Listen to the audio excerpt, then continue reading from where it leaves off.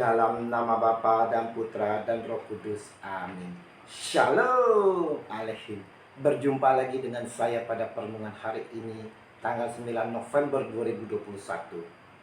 Pesta Pemberkatan Gereja Basilika Lateran.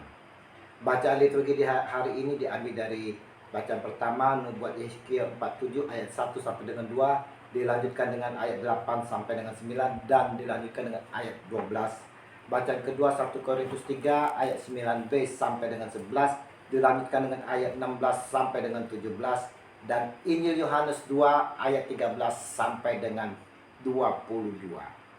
Saudara-saudaraku yang terkasih di dalam kasih Kristus, seperti yang kita ketahui saudara-saudara, gereja secara fisik adalah tempat di mana himpunan umat bersama-sama memuji, menyembah Tuhan. Gereja secara fisik diakui sebagai rumah Tuhan. Nah, kalau demikian saudara-saudaraku yang terkasih, bagaimanakah sikap kita seharusnya di dalam gereja? Injil hari ini, Yesus memasuki bait Allah. Dalam bait suci didapatinya pedagang-pedagang lembu, kambing, domba, dan merpati, dan penukar-penukar uang duduk di situ.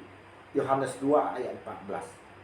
Saudara-saudaraku yang terkasih, Yesus mendapatkan rumah Bapaknya, gereja yang kita akui sebagai rumah Tuhan, menjadi tempat jual beli, saudara. Tak ada lagi kesakralan. Yesus sangat marah seketika Ia membuat cambuk dari tali, lalu mengusir mereka semua dari bait suci dengan semua kambing, domba, dan lembu mereka. Uang penukar-penukar dihamburkannya ke tanah, dan meja-meja mereka dibalikkannya. Yohanes 2 ayat 15. Katanya lebih lanjut, saudara, kepada pedagang-pedagang merpati Ia berkata, saudara, ambil semuanya ini dari sini. Jangan kamu membuat rumah Bapakku menjadi tempat berjualan. Yohanes 2 ayat 16.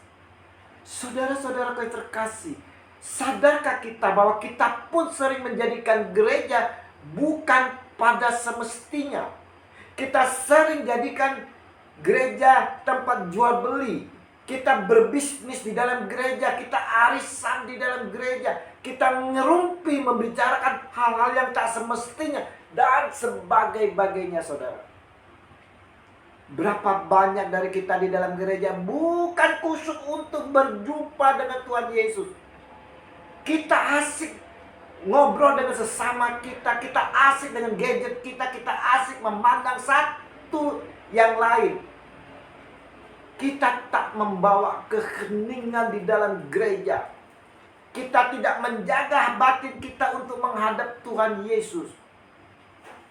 Saudara-saudaraku yang terkasih, tanpa sadar kita pun sering mengotori batin kita, hati kita ini, saudara. Kita sering menyimpan kebencian, dendam terhadap orang lain. Bukankah ini kita berarti menyakiti hati Tuhan Yesus, saudara?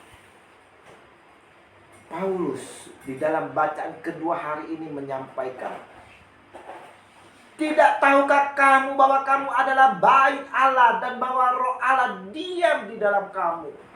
1 Korintus 3 ayat 16. Juga Paulus menyatakan, saudara-saudaraku yang terkasih, atau tidak tahukah kamu bahwa tubuhmu adalah bait Roh Kudus yang diam di dalam kamu? Roh Kudus yang kamu peroleh dari Allah, dan bahwa kamu bukan milik kamu sendiri. 1 Korintus 6 ayat 19. Jadi, kalau hati kita, tubuh kita, batin kita tercemar, saudara, maka kita telah menyakiti Roh Kudus, menyakiti Allah, menyakiti Tuhan kita Yesus Kristus. Di dalam perayaan pesta pemberkatan gereja Basilika hari ini, saudara-saudaraku, mau mengingatkan kepada kita semua, kepada saya dan saudara, akan pembebasan umat Kristen untuk mengekspresikan iman dari penindasan pada waktu itu. Dan sebagai tanda syukur atas ruang khusus yang kudus untuk memuji dan menyembah Allah. Pembebasan ini saudara-saudara bukan diekspresikan dengan melakukan semau gue, tetapi kita mau mempergunakan gereja sebagai tempat berkumpul bersama untuk memuji dan menyembah Allah. Selain itu, saudara-saudara, gereja tempat kita berkumpul merupakan tanda dan lambang gereja umat Allah. Gereja yang sebenarnya tidak dibangun dari kayu dan batu yang mati, melainkan dari batu yang hidup, yang membentuk rumah Allah itu sendiri. Kediaman Roh Kudus yang indah berseri-seri karena hidup suci. Apakah kita dalam hidup sehari-hari ikut membangun gereja yang hidup ini, saudara? Terpujilah Allah semesta alam yang telah menciptakan kita. Kasih dari Yesus Tuhan yang menyerahkan nyawanya demi penebusan kita, serta Roh Kudus yang selalu membimbing kita. Amin. Dalam nama Bapa dan Putra dan Roh Kudus. Amin. Shalom Aleichem.